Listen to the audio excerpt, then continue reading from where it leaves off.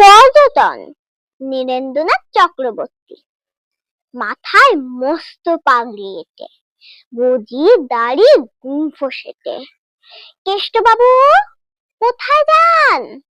বাদকশান, বাদকশান, কুলির মাথায় মাল চাপিয়ে, সিংহ সমলম্ফ দিয়ে। বিষ্টুবাবু, যান কোথায়? মোমবাসায়, মোমবাসায়, উড়িয়ে ধুলো মহেশ দাস। ভর দুপুরে কোথায় যাস? হঠাৎ কোথায় চললি রে? সান্টাফে, সান্টাফে।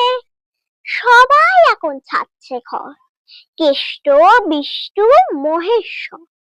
ব্যাপার দেখে হচ্ছে শখ, আমিও হব পর্যটক।